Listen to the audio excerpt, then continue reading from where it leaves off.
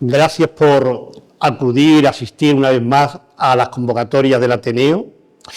En nombre de nuestro presidente, Javier Arquellada, y de toda la Junta Directiva, que nos hemos propuesto un programa ambicioso, apoyado indiscutiblemente por esos más de 150 ateneístas que confían en este proyecto cultural. Nos hemos marcado muchas líneas de trabajo, desde continuar con los documentales. Ya hemos visto recientemente que tuvimos el documental de costureras y modistas. Próximamente vamos a tener de taberneros y zapateros. Vamos a recordar esos bares antiguos de Palma y los que están ahora también, y a los zapateros, un oficio que ya está a punto de desaparecer. Vamos a seguir profundizando en los encuentros, donde tendremos ya convocatorias muy interesantes, y vamos a proseguir en la línea de las guías del patrimonio histórico-artístico y natural de Palma. Si la última vez que nos dimos cita aquí fue con los cortijos primera parte, pues no olvidemos que nos dio tiempo a poder publicar todos los cortijos de la margen izquierda del Genil y izquierda del Guadalquivir, pero que eso va a seguir creciendo, y habrá un cortijo 2. Y ahora nos trae aquí la guía Pagos de Huerta, que hemos elaborado conjuntamente Juan Montero, que como todos conocéis perfectamente, es ingeniero técnico agrícola y un servidor de ustedes que le procura dar la vertiente histórica y social de los pagos de huerta. Un matiz. Si hubiéramos elegido este día en una agenda de trabajo, no nos hubiera salido mejor, porque de verdad que ha sido una auténtica casualidad cuando dijimos vamos a hacerlo el 23 de marzo, por varias razones. Primero, porque ha empezado este fin de semana la primavera, el azar en Palma del Río lo inunda todo. Segundo, porque es el tiempo de Cuaresma, que los pagos de huerta son tan significativos, acaba de llegar el Cristo de la Salud desde Pedro Díaz. Y tercero, nos cambia el espíritu, el ánimo, después de lo que ahora todo el mundo denomina el tren de borrasca, ahora viene el tren de sol y de luz y de días bonitos. Así que estamos muy contentos de haber elegido este 23 de marzo para iniciar este proyecto. Cuando acabe la presentación van a recibir ustedes esta guía, Pagos de Huerta, donde nos hemos centrado en varias líneas de trabajo. Por un lado, la historia propiamente, y luego la vertiente agrícola, porque no podemos olvidar que la esencia de los pagos de huerta hoy en día son fundamentalmente los naranjos, pero no siempre fue así. No vayamos a pensar que siempre hubo naranjos, no los hubo siempre. Y lo vamos a comprobar ahora. Y las derivas que tiene como fenómeno social, cultural, turístico, los pagos de huerta. Para ayudarnos en este viaje, hemos preparado un PowerPoint que nos va a facilitar el camino y nos va a ayudar incluso a que ustedes puedan participar. Es decir, que si tienen alguna interpelación, la formulan tranquilamente y así nos ayudamos mutuamente. Y le digo que nos ayudamos mutuamente porque cuando nos hemos puesto en contacto con muchas personas, muchos están aquí, nosotros hemos aprendido de vosotros, porque muchos de vosotros soy hortelano y soy una fuente de conocimiento de la historia de los pagos de huerta. Y para este viaje, como ya he dicho, vamos a empezar por este PowerPoint. Fernando va a ser nuestro técnico de imagen. Fernando, vamos a por la primera, venga, vamos a por la vencida. Bueno, en primer lugar, ¿veis? De vez en cuando yo me levanto por aquí, ¿veis dónde están situados los pagos de huerta? Aprovechando los meandros tan pronunciados que realiza el río Genil antes de llegar al Guadalquivir, a lo que todo el mundo en Palma del Río conocemos como la Junta de los Ríos. Esto es como el último suspiro, es ya el intento del río de sobrevivir y por más que va buscando el Guadalquivir, lo evita haciendo todos estos meandros. Estos asentamientos los ocupó nuestros antepasados lo que se llamaría la población indígena autóctona, los primeros peninsulares, no me atrevo a decir ni siquiera los primeros íberos, sino los primeros desde el Paleolítico, se fueron asentando en las orillas del Genil. Claro, estos antepasados nuestros, estos paisanos nuestros, empezaron a recibir influencias culturales de fenicios, de griegos, de romanos. De ahí que si damos un paseíto por las huertas, por los pagos, encontraremos muchos yacimientos arqueológicos de todas estas culturas. Es la huella del contacto del indígena, de aquel primigenio palmeño, con otras culturas que subieron por el río y llegaron hasta un Genil navegable y donde tenemos en contacto, tenemos evidencias culturales de ese encuentro con las culturas orientalizantes, aquellas que vinieron del otro lado del Mediterráneo, fenicios, griegos, hasta que llegaron los romanos. Los romanos romanizan la Bética muy rápidamente y se asientan en sus tierras más ricas. Y evidentemente la zona central de la Bética fue tanto para la República como para la dictadura, para el Imperio Romano, un lugar importantísimo en esa historia. Y los yacimientos romanos en toda esta cuenca son muy abundantes, ni que decir tiene. No vamos a insistir ahora en los yacimientos de las Frigineae, las alfarerías, donde se elaboran esas ánforas que van a recoger fundamentalmente el aceite, no van a llevar zumo de naranja, el aceite desde Palma del Río a todos los confines del imperio. Y ahí empiezan a utilizarse denominaciones de la administración romana. Existe el castrum, una fortaleza, Castro del Río, existe un oppidum, una ciudad militar, las civitas, una ciudad, puede ser una civita patricia como Córdoba, el vicus, un poblamiento pequeño que es Palma. Palma es un vicus.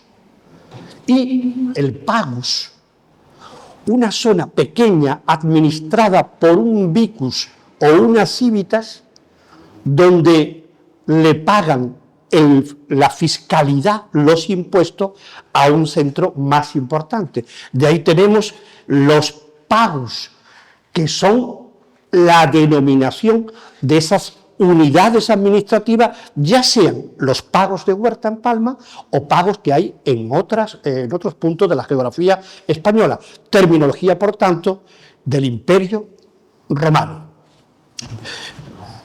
Y a partir de ahí se desarrollan todos los pagos, que están todos en la margen derecha y la margen izquierda.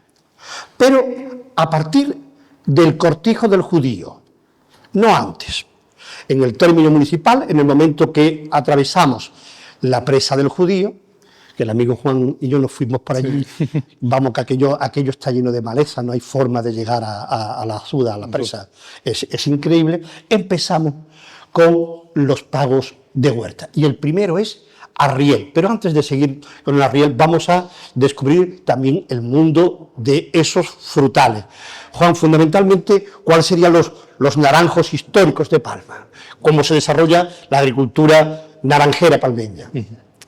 Bueno, pues principalmente los primeros naranjos que había eran de la variedad de cadenera, autóctona de aquí de Palma, y eran totalmente distintos a lo que sobre pie amargo. Era el pie amargo que le daba... ¿Qué es pie amargo, por favor? Pie amargo es pie agrio, que lo que hace es que le da unas características a la planta, tanto para la asfixia radicular. Hemos visto naranjos que tienen el tronco muy alto y otros que prácticamente la copa está casi no tocando el suelo. ¿Por qué? Sí, eso, las podas anteriores, como a la subida del río, entonces lo que intentaban hacer era que la cruz estuviera bastante alta para que cuando subía el río no le llegara a las naranjas. Hoy en día, los naranjos que se están poniendo nuevos, que están un poco más alejados de los pagos o del río, pues ya tienen otro tipo de podas. Son troncos más bajos, para no tener que utilizar estas escaleras que utilizaban antes, que eran escaleras incluso de 16 pasos. Eran árboles que daban 800 kilos de naranja, un árbol. Y hoy en día pues son árboles mucho más pequeños. El cadenero se ha ido quitando, ¿no? Sí, bueno, en algunos pagos todavía incluso sigue habiendo, la granja sobre todo, sigue habiendo muchos cadeneros. Hay otra variedad que es Nabel, que era parecida a la Navelina, que ya también está un poco en desuso. Y aquí en Palma sobre todo era Navelina y cadenero, salustiano también. Y ya de hace unos años para acá pues han ido cambiando las variedades, son variedades más para temas de consumo en fresco, variedades como la Nelate, que es una variedad con unas cualidades organolépticas muy importantes, que son muy apreciadas por el mercado. Y bueno, tenemos ya toda la variedad de Barfi, Navel Power, o una que se está poniendo ahora mucho, la variedad Valencia, una variedad muy tardía. Bueno, es la más tardía que tenemos y se dedica sobre todo a zumo. Es una variedad que, aunque se dedica también a fresco, pero el principal aprovechamiento es para zumo. Parte de ello es porque es una variedad que tiene no tiene mucha limonina, que es una sustancia que tienen las naranjas, sobre todo las de consumo en fresco tienen más, y por eso no se utilizan tanto para zumo, porque le dan como una amargor al zumo que esta más tardía no lo tiene. ¿Y cómo podemos diferenciar y conocer bien la naranja? Porque todo el mundo dice una naranja, pero una naranja es un universo, con ombligo, sin ombligo, con pipa, sin pipa. Cuéntame, ¿en qué consiste eso? Bueno, las naranjas con ombligo son del tipo Nabel. Nabel es lo que le caracteriza es el ombligo. El ombligo es como si fuera una pequeña naranja dentro, que incluso ese ombligo cuando lo abres tiene sus casquitos. Y esta naranja está más enfocada para el consumo en fresco. Y la naranja sin ombligo son tipo salustiana, tenemos también la cadenera, Valencia. Estas son naranjas que tienen, para el tema del consumo en fresco, son menos apreciadas, pero sí tienen muchísima cantidad de zumo. Y Juan, ahora en este primer bloque, ¿por qué está tan buena la naranja de Palma del Río? ¿Qué elementos contribuyen a ello? Bueno, pues la naranja de Palma, pues como es apreciada por donde vayas, pues es muy apreciada. Aparte del clima que tenemos, el agua y las tierras que tenemos, yo creo que la principal influencia en ese sabor es la diferencia de temperatura entre el día y la noche. Aquí cuando la naranja por la noche tiene una temperatura, cuando ya está la naranja para consumo, en los meses de enero y febrero, marzo, pues hay una diferencia muy grande entre la temperatura del día y la noche, incluso de 20 grados y más. Y esa diferencia es la que le hace que los azúcares se muevan dentro de la planta y le den ese sabor. Yo recuerdo haber oído que en algunas zonas de Palma, cuando ha hecho mucho frío, se quemaba la naranja y en otros no. Por las vaguadas, por el valle, que afecta la geografía a todo este proceso. Claro.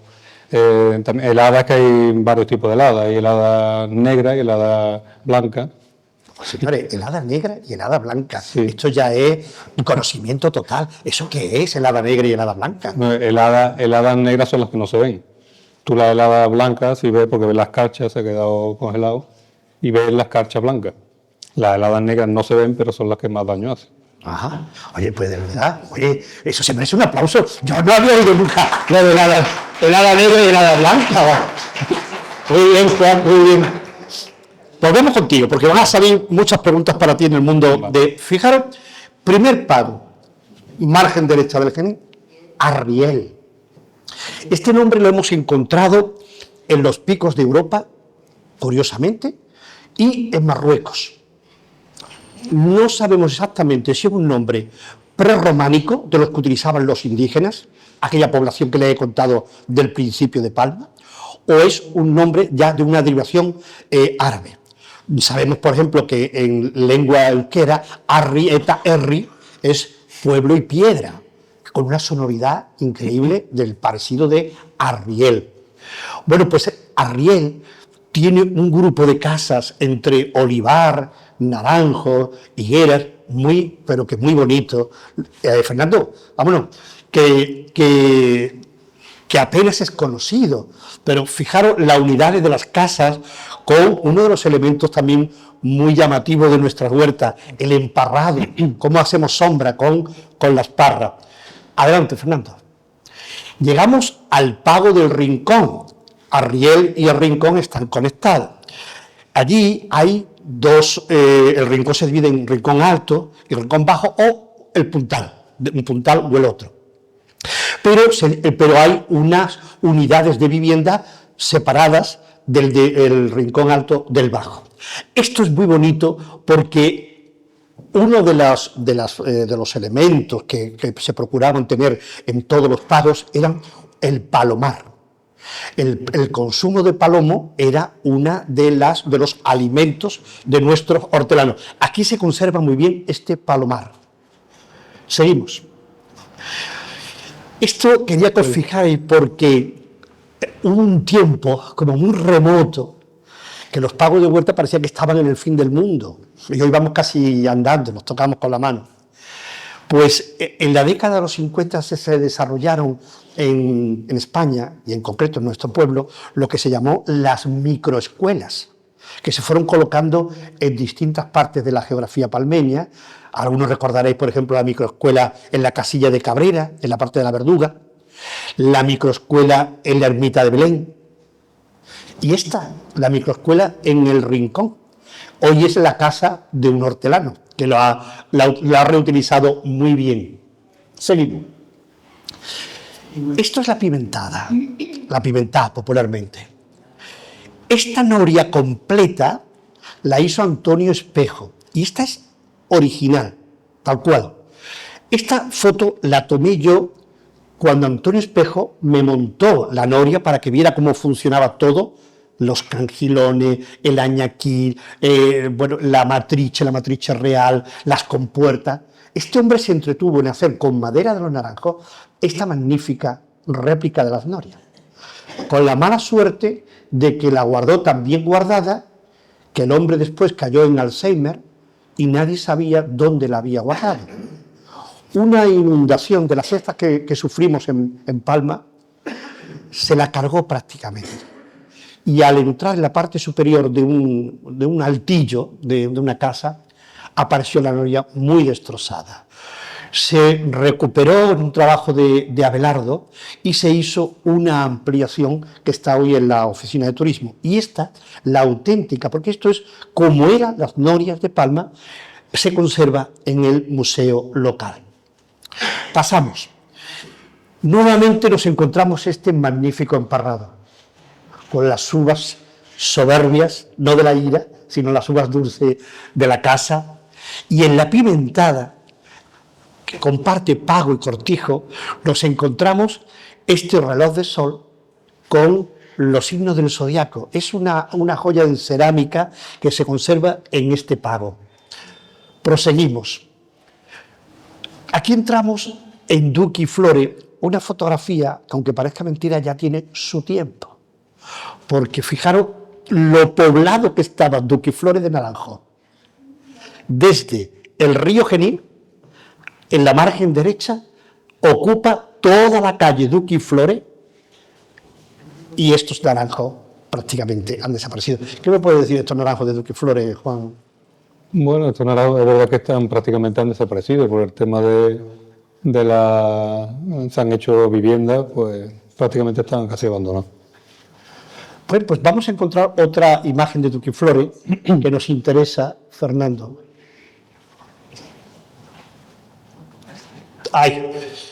Y es que todos los pagos de Huerta de Palma se han identificado con estos hermosos azulejos cerámicos, donde ha quedado registrado el nombre de cada pago.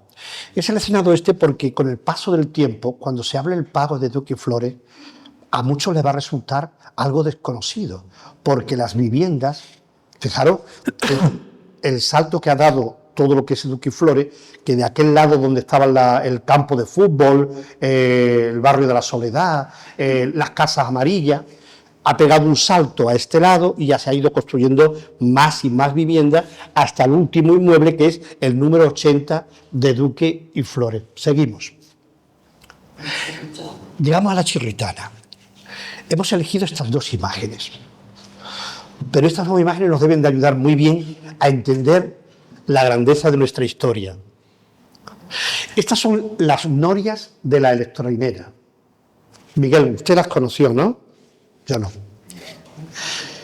Y estas son las norias se pronunciaría Hama en Siria, en el río Orontes. El parecido es enorme, pero la estructura de las norias de Siria, que se conservan, la tienen todavía, y tienen todo el mismo mecanismo de funcionamiento de las que tuvimos en Palma.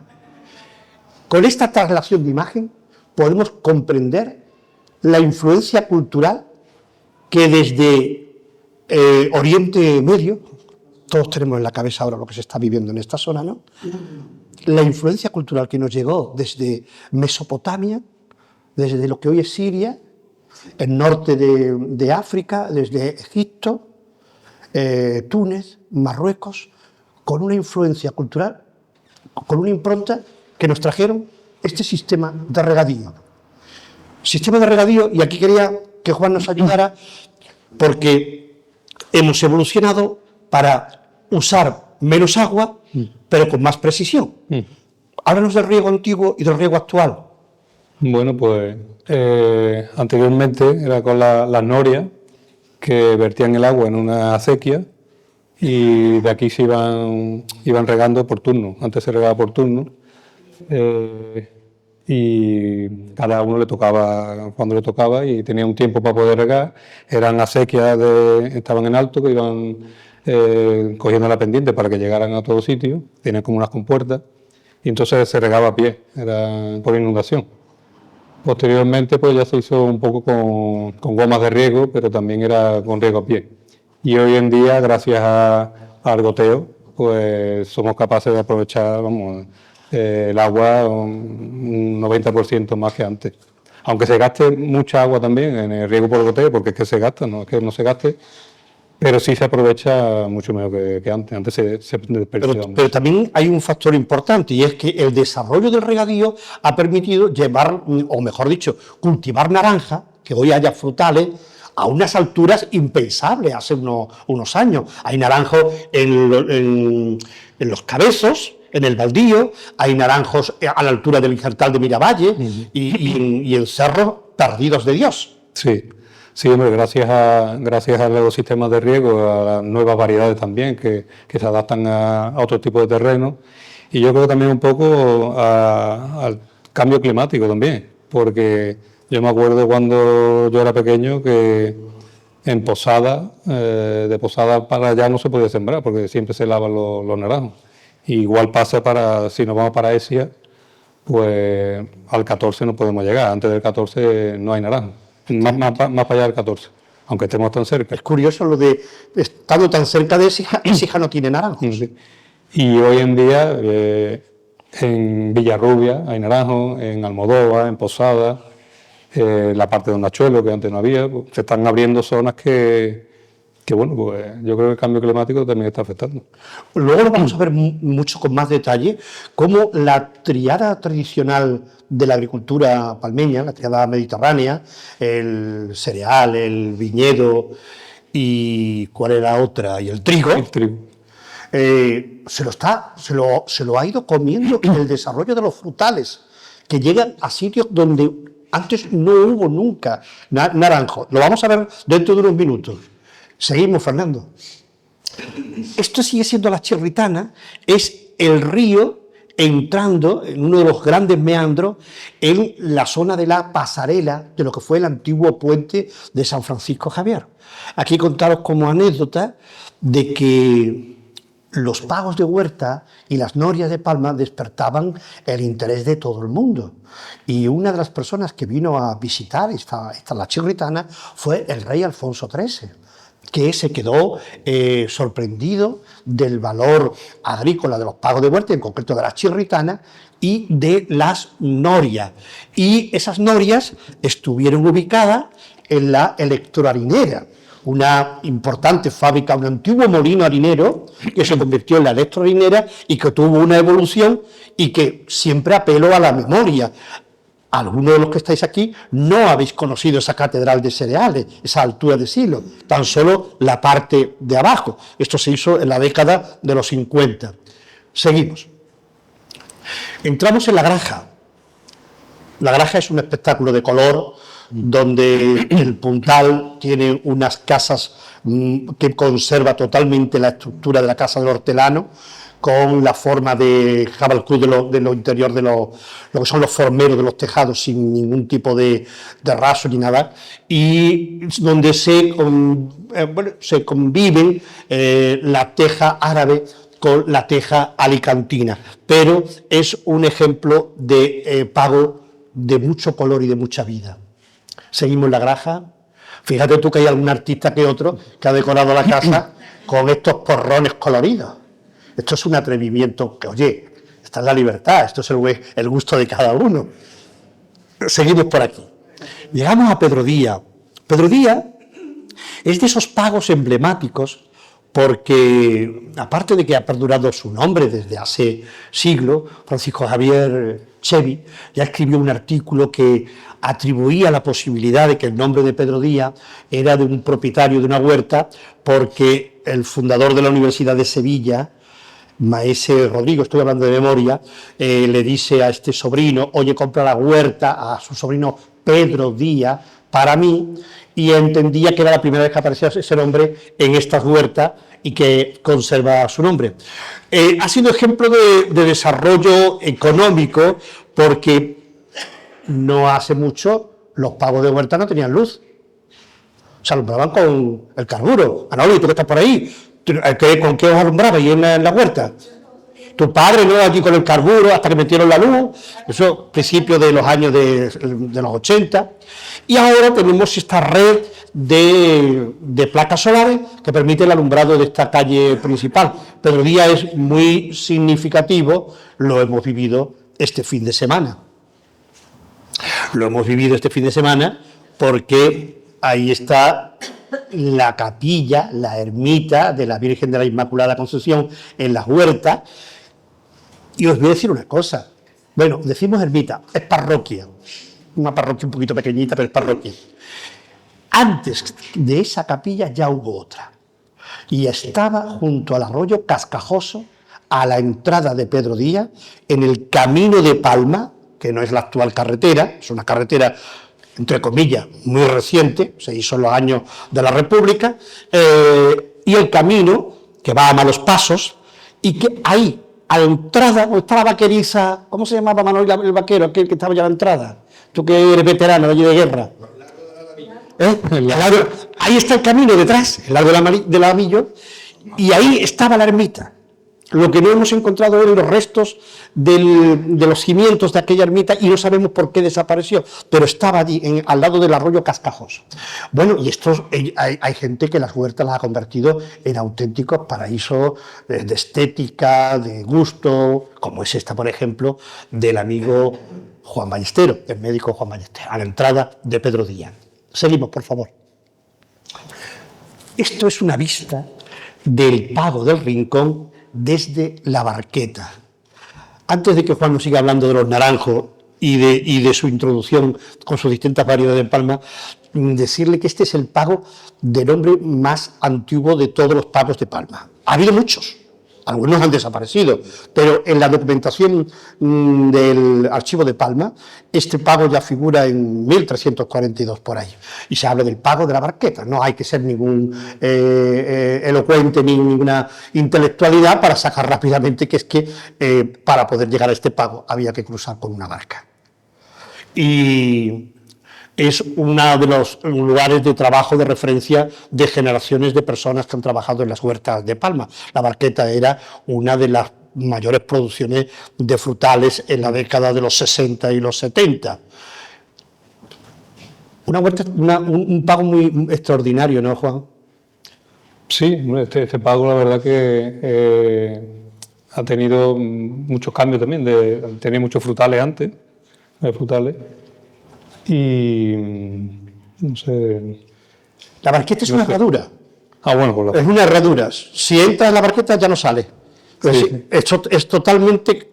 Como se junte el meandro, se va a convertir en una isla. En una isla se va a convertir.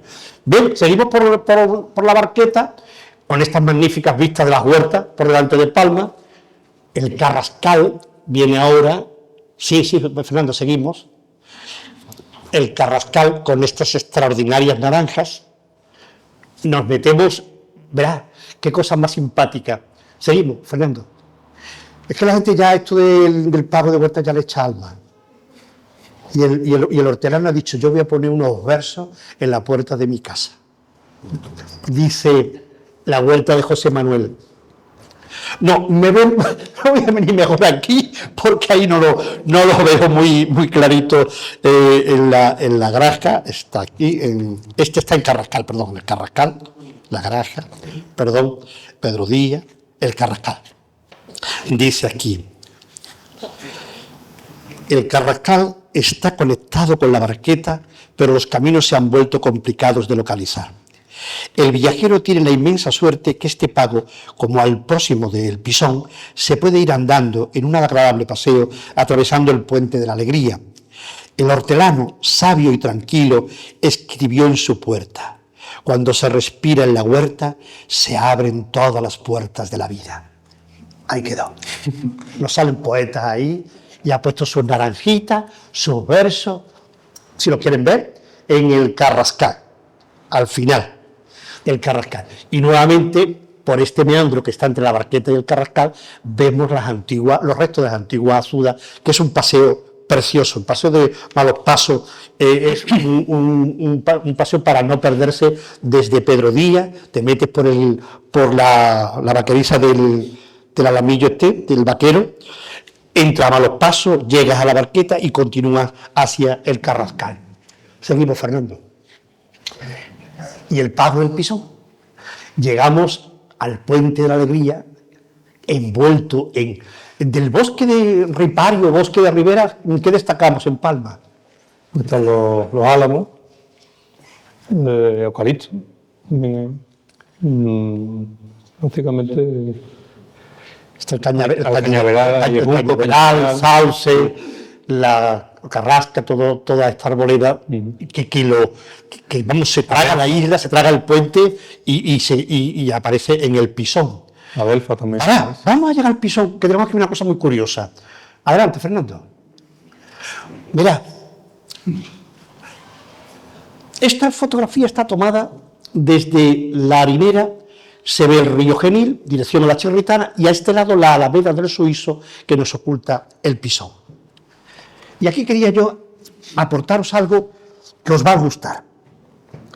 La historia de los pagos de huerta está en las escrituras de los hortelanos.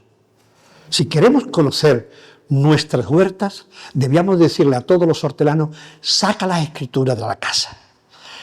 Y aquí el amigo José Luis Lozano nos ha aportado documentación del Pisón, donde ya no solamente el comprobar a quién pertenecieron esas huertas, como es el caso de estas escrituras magníficas del siglo XVII, donde se nos habla de un personaje de Palma, de Blas Gamero Peligro, de la familia de los Gameros, que terminaron siendo los Gameros cívicos. No olvidemos que el apellido Gamero es un apellido de hortelano total. Los gameros de la Graja, los gameros de Pedro Díaz, gameros, en todas las huertas hay un gamero. Y en este documento, hay que tener mucho cuidado, pero la verdad es que primero quería enseñaros la belleza de las escrituras, no como los notarios de ahora, que te despachan una escritura que cualquiera las entiende.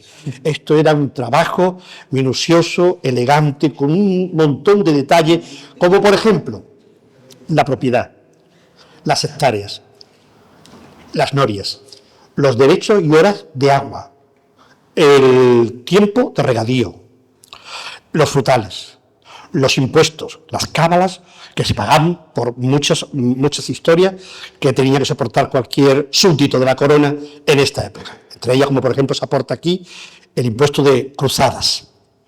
Pues bien, en estas escrituras que nos aporta el amigo Lozano, podemos leer. Aquí tenemos una huerta de María Joaquina Gutiérrez Rabé y Alfaro, posee en el ruedo de la villa de Palma del Río, en el pago que llaman del Pisón.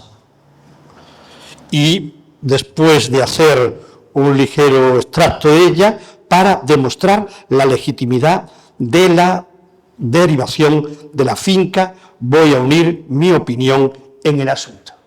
Y a partir de aquí, la historia del Pisón. Gracias, Lozano, por este documento, y gracias también porque el amigo Pedro Zamora Rones, sí, por supuesto, esa tierra, la antepasado mío, la han ido trayendo, hasta que llega a nosotros, gracias a mi madre y mi tía, que han sido las herederas de mi abuelo y mi abuela. Sí. ¿No?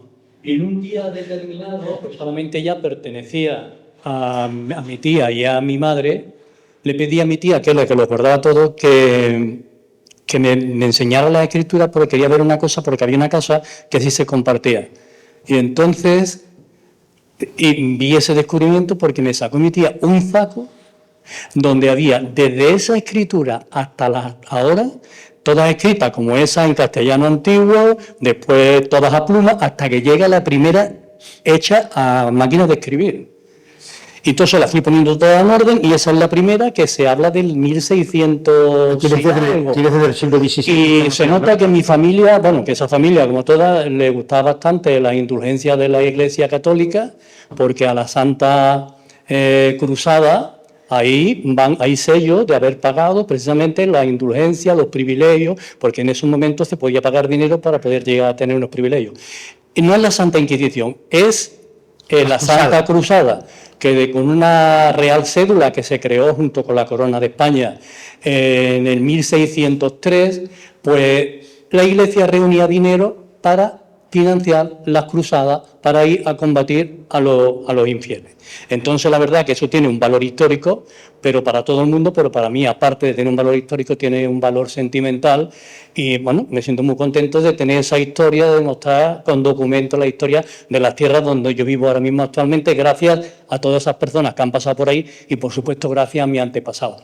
A Cisclo Grande Bravo.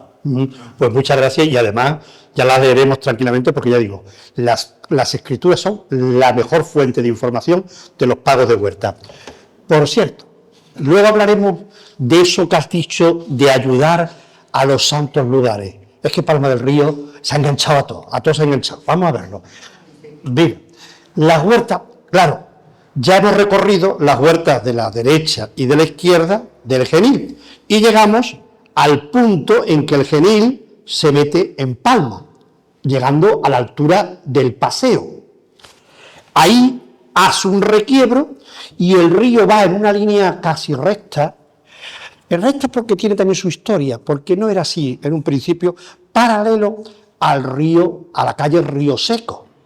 Entonces, si cogemos Ronda del Jardín, Río Seco, llegamos a la altura de la muralla, Siete Revueltas, el río va paralelo a nosotros, hasta que se gira en el Higueral, y ahí vamos a entrar en otros pagos. Pues bien, en ese camino tan próximo a Palma del Río, el río Genil nos ha dejado otra huella muy interesante, las riadas o arriadas típicas y tradicionales de toda la vida de Dios, desde que existe el río, desde que existe el mundo. Hay datadas montones de riadas. Hay una señora, iba a decir una chica, una señora de Sevilla que ha hecho una tesis doctoral sobre las crecidas del Guadalquivir y del Genil y lo tiene muy bien estudiado. Bueno, pues estas personas entendían perfectamente que ese dato era fundamental para el desarrollo de la agricultura y nos dejaban estos azulejos. El día 8 de diciembre de 1876 subió a este sitio el agua de la creciente del río Guadalquivir sin haber crecido el Genil más que 3/4 de metro. Es decir, te indica distinta riada. La peor de todas es cuando sube Guadalquivir y Genil. El famoso lema de esos dos leones que si se pelean inundan Palma del Río. Bueno, ya los leones no están, Palma del Río sí, pero en fin, ahí queda. Está en la casilla de Galve, si lo queréis ver. Y está también colocada la famosa riada de febrero de 1963. Esa sí la hemos conocido todos los que estamos aquí, que no me vaya a engañar nadie, ¿eh? Correa, no te vayas a quitar nada.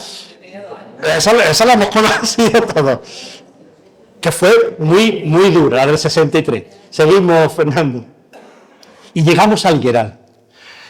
Estamos ya, es verdad que estamos en los pagos de huerta, pero aquí ya hay un componente agroganadero con un potencial que no tenemos en los otros pagos. Estamos hablando de la zona del cortijo de Currito Atanasio, que era en conjunto el propietario de casi todas estas huertas. Pero aquí en el Higueral vamos a encontrarnos la huerta de San Francisco, que es una casa muy bonita, muy típica en el camino que va hacia Las Delicias, no en el camino que bifurca el Higueral, el que veremos ahora.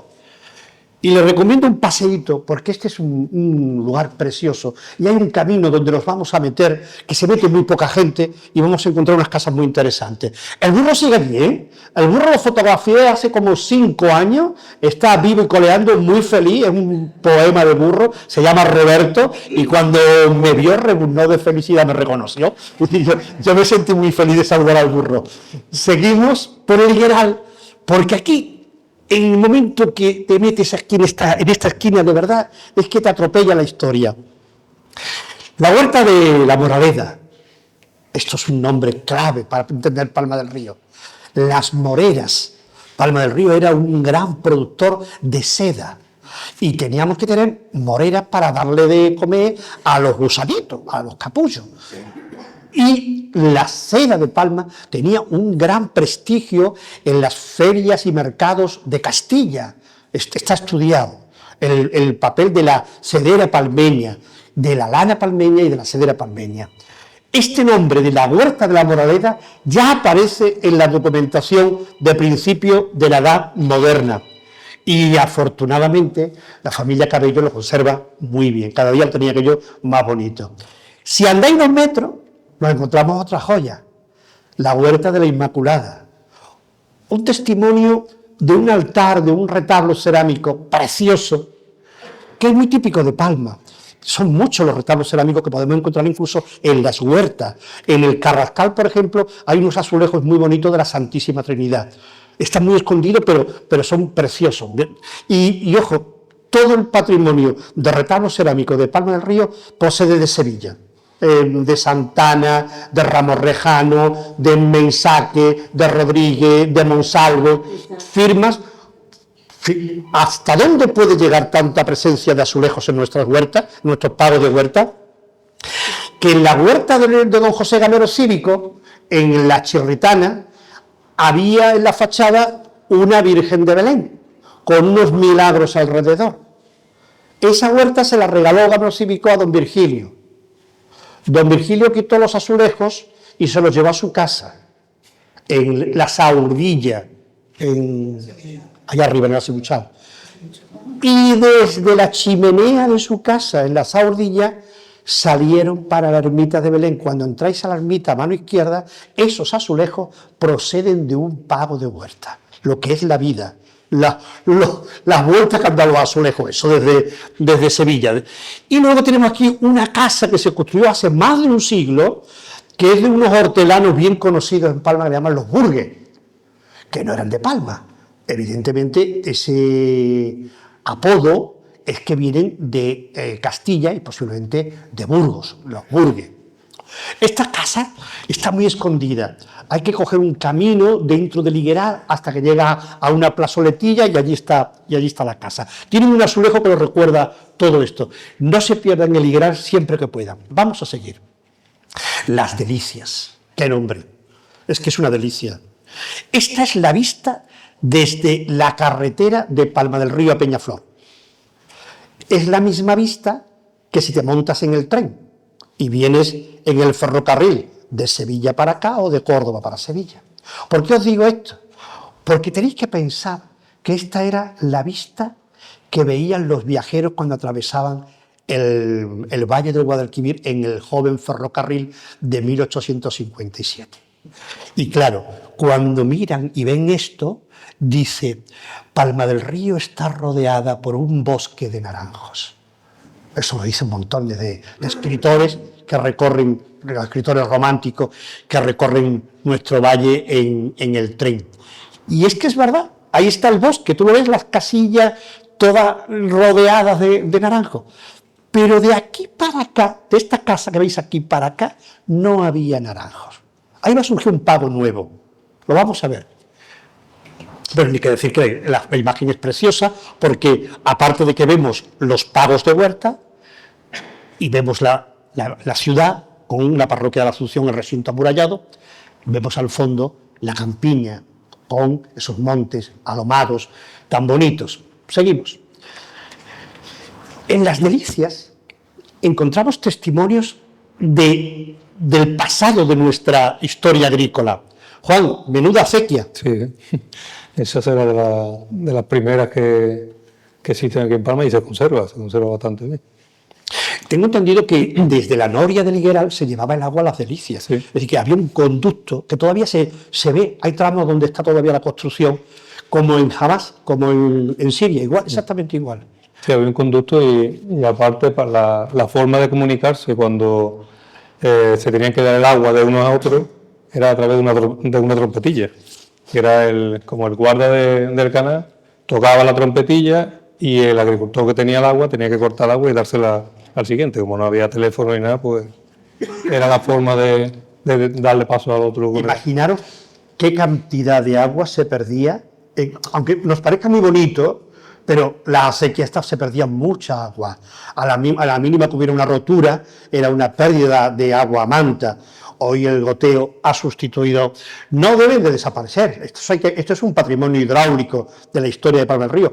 Hay que conservarla, y pensemos la utilidad que tuvo en su época, trasladando litros cúbicos de agua desde la noria para llegar a Las Delicias, no más.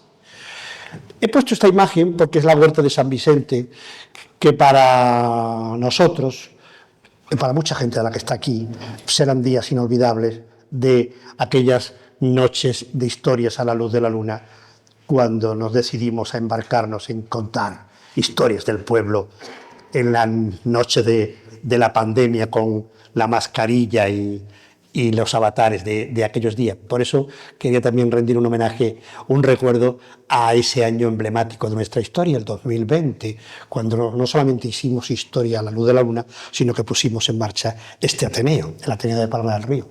Seguimos. ¿Estamos llegando al final? No, usted ha pegado un salto de miedo. Más atrás, Fernando. Ahí está el pago. Pago de la Ribera. Verás que dos fotografías. Verás cómo nos van a ayudar a comprender muchas cosas. Aquí sí me tengo que poner por delante de la filmina, pues si no, no los vamos a entender. Tenéis Palma del Río aquí. Aquí se ven muy bien las huertas del Higueral, Las Delicias y el Corvo. Pero veis que aquí no hay naranjos. Eso eran cereales. Ahí se sembraban cereales, tabaco, algodón, pegando al Guadalquivir. No se cultivaban naranjos, no había frutales. Por eso el pago de la Ribera, como concepto histórico de pago, no es. Como zona sí, pero como concepto histórico no. Eso era una zona de tradición agrícola cerealista. Lo que pasa es que llegaron los valencianos. Don Miguel, si yo me equivoco, usted sabe, me da un viaje. Los Grau, Hielo, alguno más. Y Cano, los granadinos, Luigi Cano. Y empezaron a comprar tierras ahí. Y empezaron a sembrar naranjos cuando los hortelanos de Palma le decían, no siembres ahí, porque eso se va a inundar, eso te va a durar muy poco.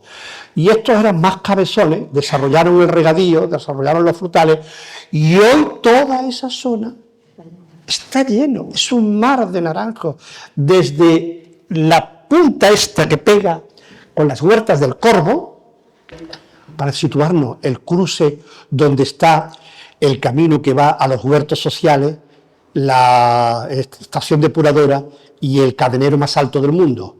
En ese cruce para acá no había naranjos.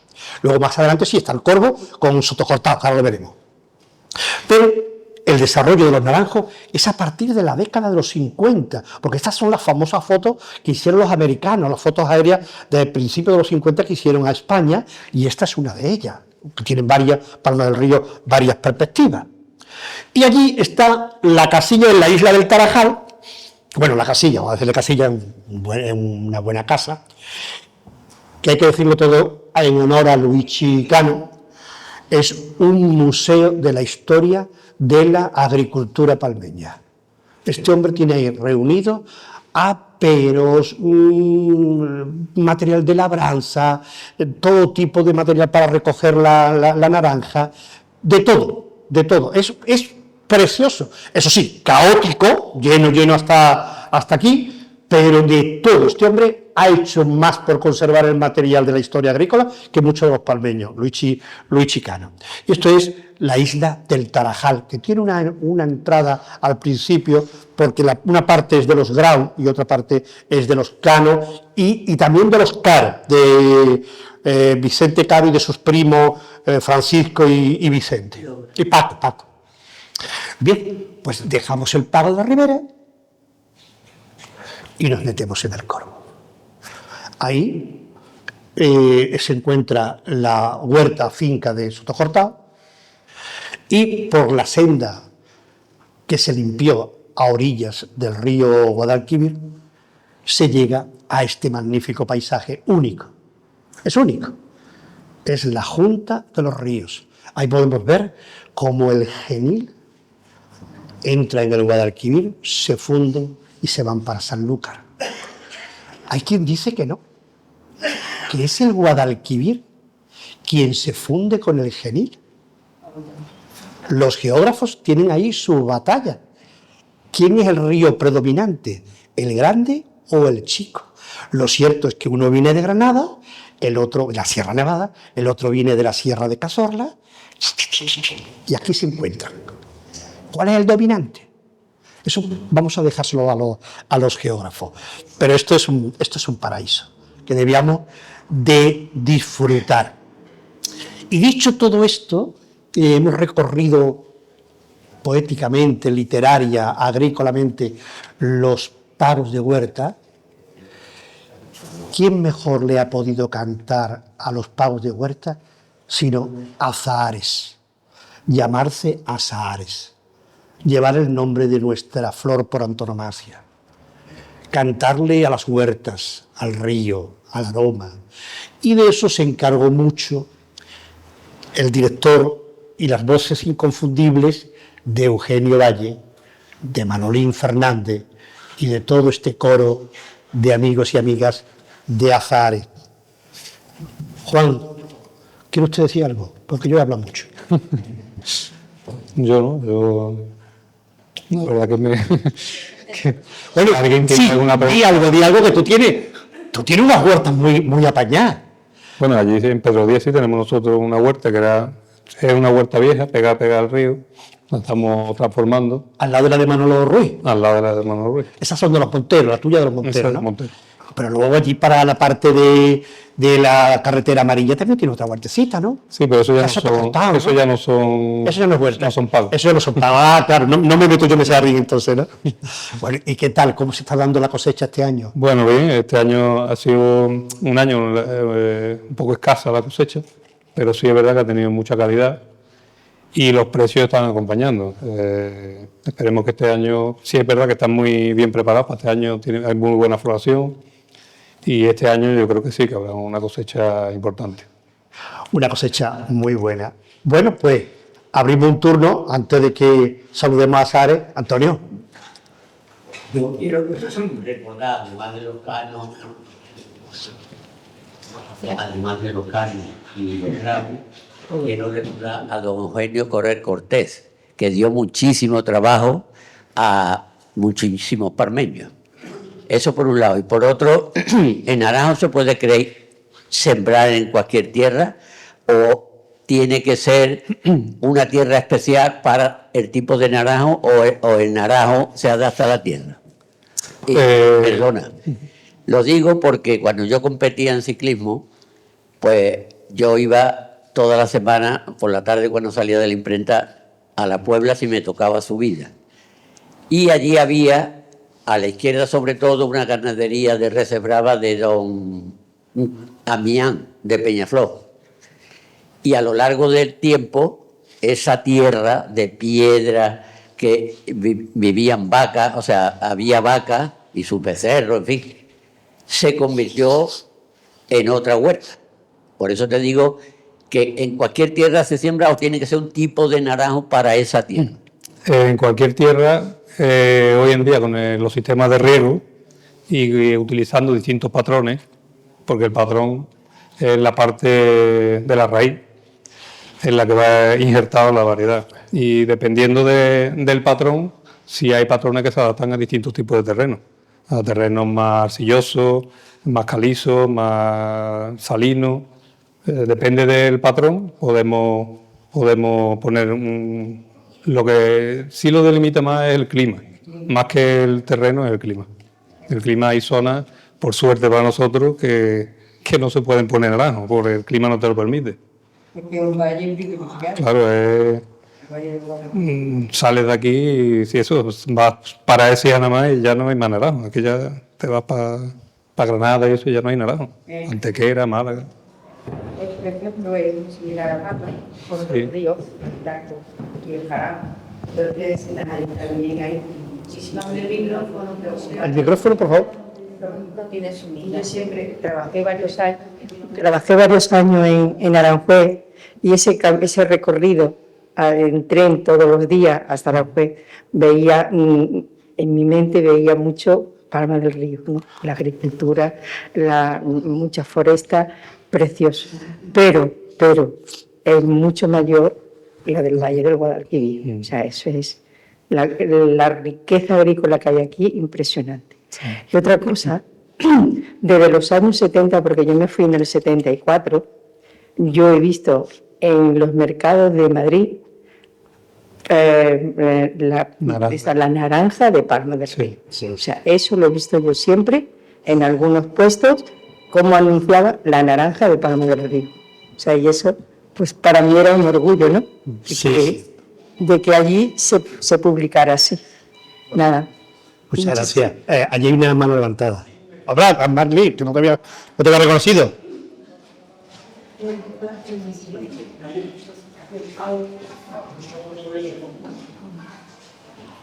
Buenas, y perdón por interrumpir llegando tarde. Yo tengo una pregunta que a mí me hacen mucho mis clientes cuando vienen aquí a Palma del Río. ¿De dónde sale la naranja agria? Porque cuando hablamos de los pavos de huerta, todos hablamos de naranja dulce. Y ellos me dicen, bueno, ¿y la naranja agria de dónde sale? ¿Cómo que esa naranja es totalmente diferente? ¿Qué le han hecho a esa naranja para que sea agria? No, al revés. Al revés. O al hecho la agria para que sea dulce. O al revés. De ahí mi desconocimiento. Juan, explícaselo. La naranja esa es que no tiene, es todo el mismo árbol, no tiene variedad. El naranjo amargo se utiliza en lo que es la parte terrestre y se le injerta la variedad que tú quieres poner. El naranjo amargo no tiene, es como si sembrara un olivo, que no tiene pie, es todo lo mismo. Entonces es como un clon de donde de ahí sí han salido otras variedades, pero el naranjo amargo no es una variedad como... ¿La naranja natural es amarga? Sí, es amarga y después ya se han cogido variedades o se han modificado, algunas se han modificado incluso genéticamente y no solo genéticamente, sino con tratamiento de ¿cómo se llama? Sí, sí. Mira, sobre ese, 3 puntualizaciones. Primero, los naranjos los introducen en la península ibérica los musulmanes. Y el naranjo que traen es naranjo agrio. No sirve más que para el ornamental, el olor. Es un naranjo, es un árbol con una dignidad. Se coloca en los patios de las mezquitas, se coloca en las casas para aromatizar, endulzar el aire. No será hasta finales del siglo XV cuando se desarrollan ya los naranjos dulces, que es a través de unos injertos. Es decir, que el hombre desarrolla la investigación frutícola y descubre la capacidad de hacerlos dulces. En el libro de Población Española de Rodrigo Méndez de Silva, de 1675, habla de que Palma del Río es una gran productora de naranjas agrias y dulces. Es decir, está la combinación de las dos. Tanto es así que la naranja agria la compran los ingleses. Se lleva al puerto de Sevilla y se la llevan los ingleses para hacer con ella mermelada, evidentemente transformándola con azúcar y almíbar y otros productos y la convierte. Es decir, hay un procedimiento. Y el cadenero, junto con otras modalidades de naranja, son investigaciones que nos trajeron los valencianos. Eso hay que decirlo en honor a la verdad. Los valencianos introducen el desarrollo de las naranjas en Palma, pero a la misma vez que desarrolla la naranja dice, pero me la quedo yo. Y de ahí viene que tradicionalmente la naranja palmeña la han comprado productores valencianos. Y ni que decir tiene que algunos nombres hemos citado aquí de valencianos que llegaron porque sus padres o sus abuelos le decían, niño, vete a Palma del Río y te encargas tú de las operaciones de compra de la naranja. Y esos que vinieron se fueron asentando en Palma y se convirtieron en propietarios y productores que seguían mandando la naranja a Valencia y a Murcia. Por ejemplo, don Jesús Hielo Maquinón, los padres de los Grau actuales, o como bien ha dicho Antonio, don Eugenio Corel Cortés, valenciano, tan valenciano que metió en Palma hasta la devoción de la Virgen de los Desamparados. Don Antonio, usted manda. Hombre, José Antonio, esto es hortelano de toda la vida. Casi. Bueno, mi pregunta es para Juan, porque estaba hablando antes de los tipos de naranja que había, las cadeneras, la Nabel, que es la del ombligo, ¿no? El ombligo. ¿Esa es la naranja que se le llamaba antiguamente Washingtona? Era la, ¿Y por qué ese nombre, por ejemplo, de Washingtona?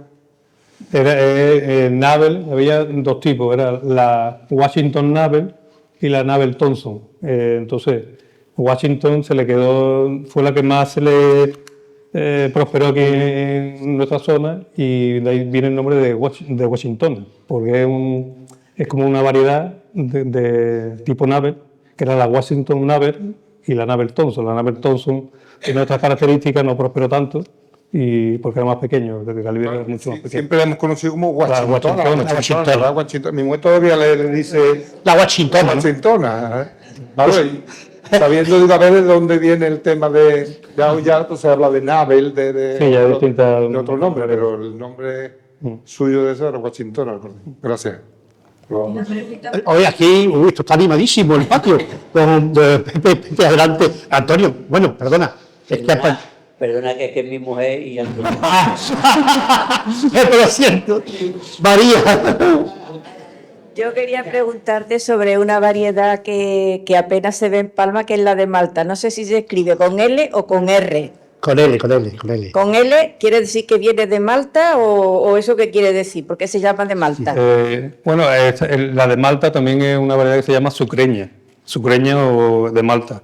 Es una variedad que tiene una característica organoléptica que no tiene apenas acidez, muy dulce.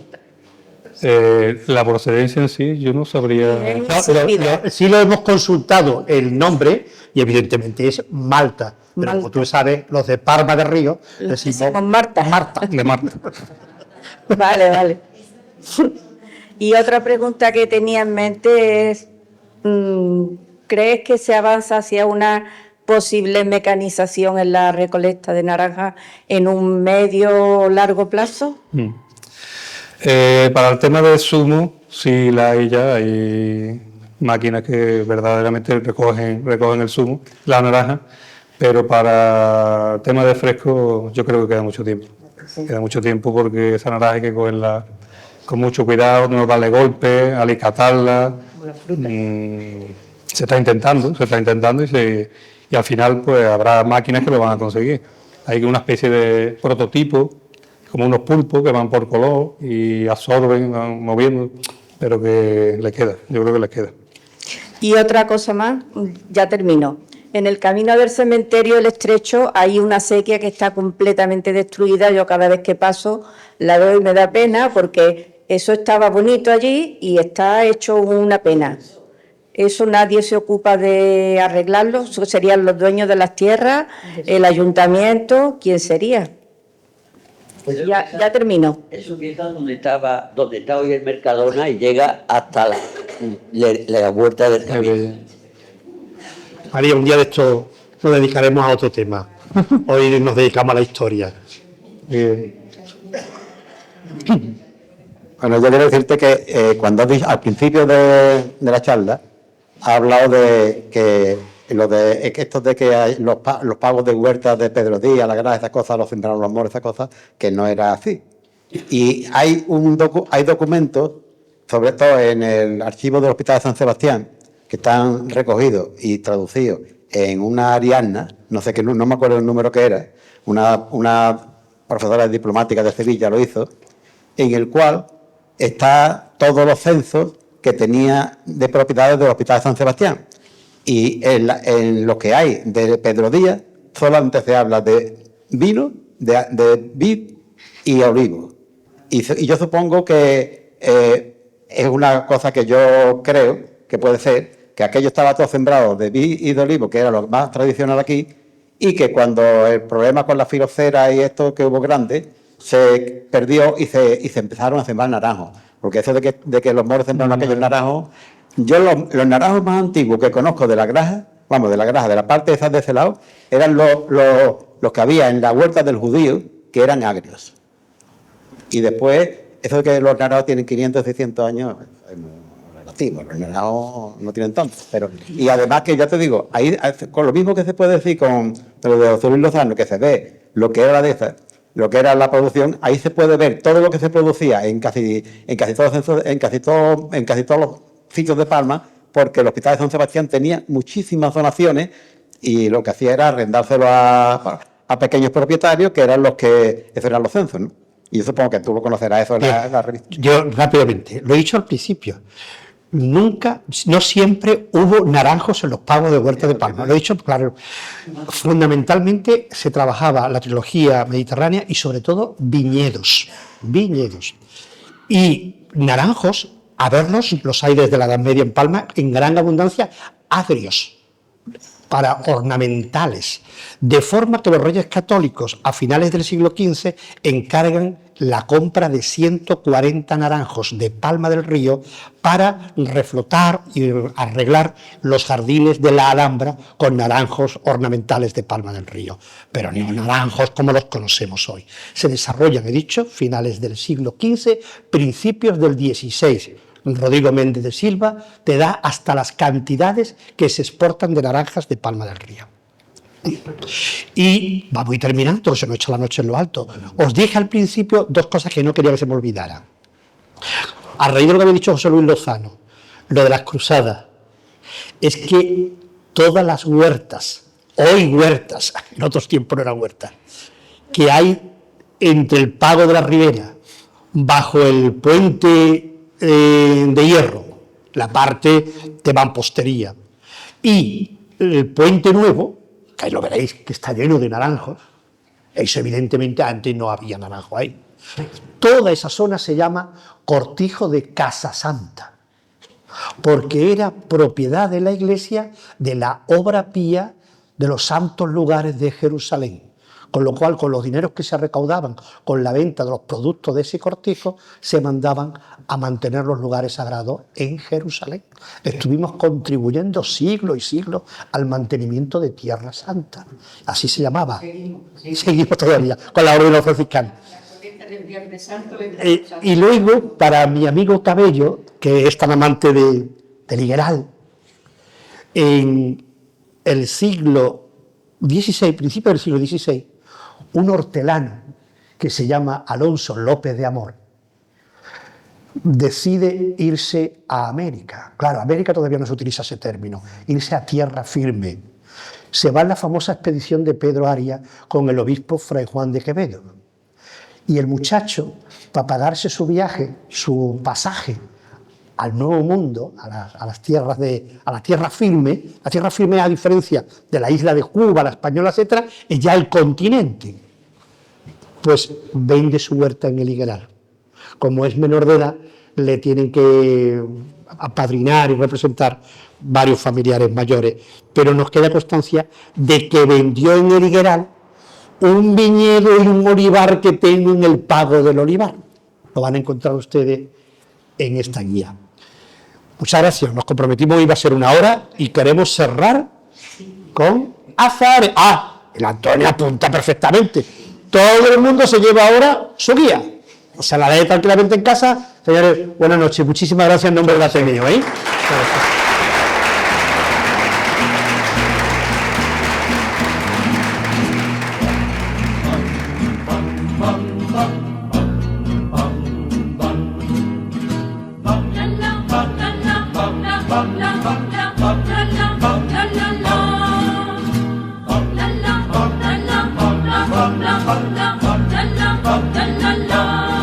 Soy de Palma, soy palmeño, y en una huerta he nacido, y mis amores crecieron entre naranjo y río.